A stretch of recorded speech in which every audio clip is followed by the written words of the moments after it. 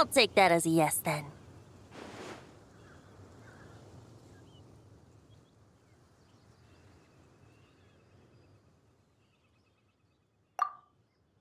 Ah, finally, you're here! Do you have a message for me from someone by any chance?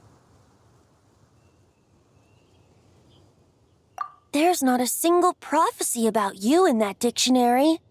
That's what you were about to say, right?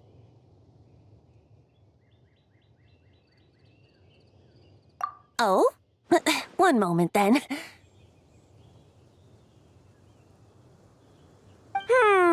Your curiosity seems as strong as ever, Barbeloth.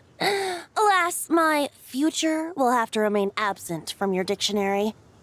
The wind may be happy to let dandelions trace its form and have poets sing it into verse, but to be contained is hardly its nature. So, dear Barbeloth, please do set your pen down. Words heard on the wind are not meant to be recorded on the page.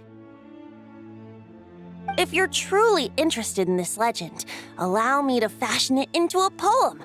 I'll be sure to share it with you ladies at our next tea party. Barbeloth has always been a reasonable person, and I believe she heard my request. As such, our conversation should be free from interruptions for now. Wait, Barbeloth was listening in just now? Paimon didn't notice a thing! Well, she is a Hexenrei mage. They all have quite a few tricks up their sleeves. Still, you noticed right away and even got her to leave us alone. Doesn't that make you the real master at cards here? Given the various practical factors at play, I'd call myself a master with limits. There you go, being all secretive again. Well, anyway, there wasn't a single thing about you in that dictionary.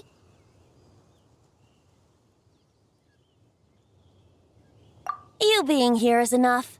Barbeloth's prophecy concerning me may be incomplete, but it's not incorrect. There's something I need to do, and I could indeed use your help.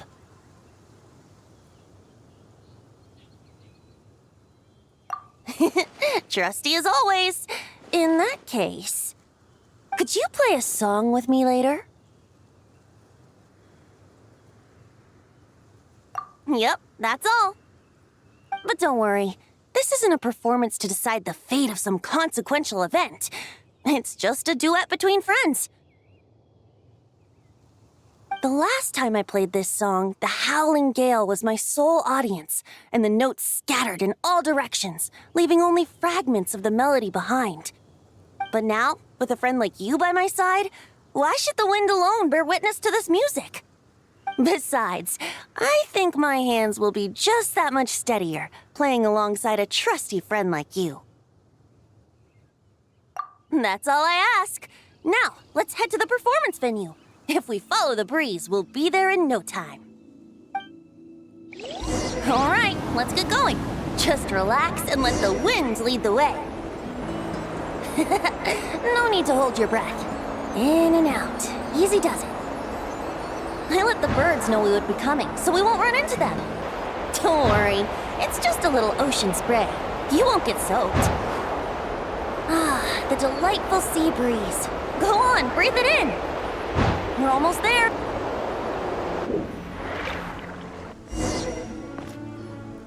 Huh. This island looks kind of familiar.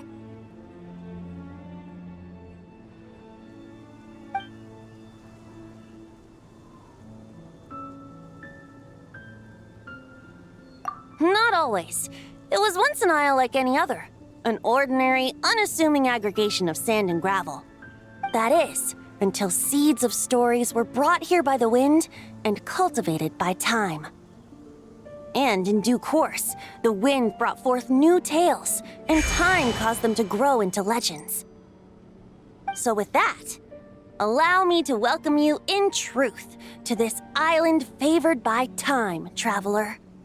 This is the place where time and wind met in the distant past. Whoa. You suddenly sound so serious, Tone-Deaf Bard. Paimon's not sure she's following this conversation anymore either. Fret not, dear Paimon. The best stories always start with a bit of suspense and intrigue. I told you about this before, remember? About how I encountered Time at the Thousand Winds Temple and received some help? Well, it was because of Time's help that those first winds of freedom were able to blow so strongly. But forceful gales like that are most suited to wiping things clean, not helping things grow. So, after a few crises in Mondstadt were resolved, I made the winds gentler. Just strong enough to bolster the people in times of need without knocking them off their feet.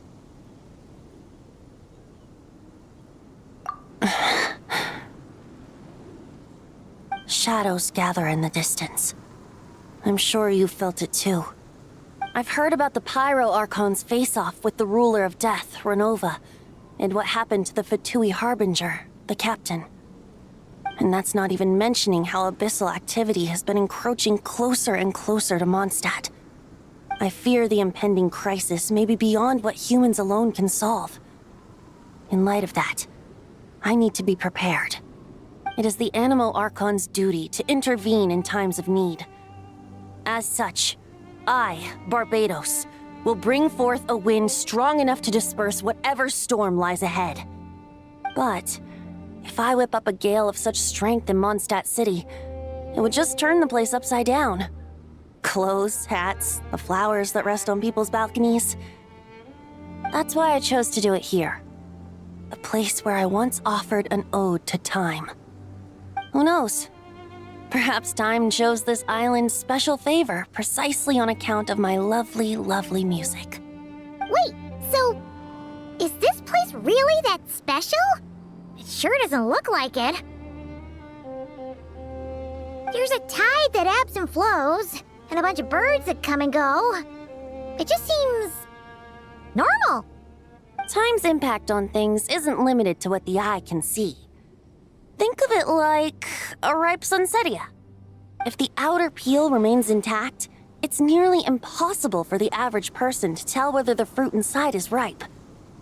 But even the tiniest hole in said peel will cause the fruit to rot, starting from that spot.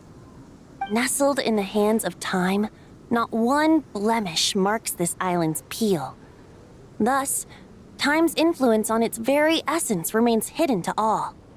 At the most fundamental level, of course, all things that lack time's favor will be erased at some point. But with the power that remains here, I can leverage time to draw a boundary around the wind. That way, the outside world won't notice a thing, no matter how powerful of a gale I whip up here. Of course, as the one requesting help, I should offer something in return. That's why I invited you here, traveler. So we could perform an ode to time together. Just let me know when you're ready. Oh, and I can lend you an instrument if you need one.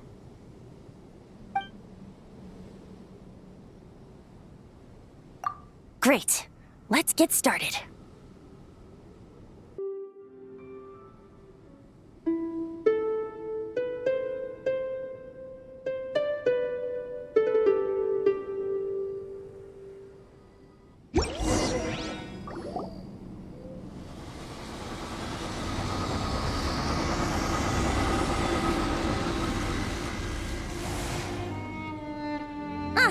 Looks like our music has moved some in our audience to step on stage.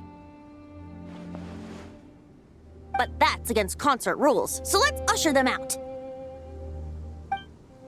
I understand your love for music, of course. But for now, I'm going to have you leave the premises. All right, that should do it. That was an exquisite performance, traveler. Thank you. Don't worry. That power was mine and mine alone. No external help was involved. Think of it like tuning a musical instrument so that it might play melodies lovelier still. Ha! So you do have some tricks up your sleeve. What else are you hiding, huh? Oh, Paimon. How many tricks could I possibly have? I only have 2 sleeves, after all. You know that's not what Paimon meant, Tone Deaf Bard. I have a feeling the wind is gonna be pretty strong today. We should head back to Mondstadt and tell people to hold on to their hats.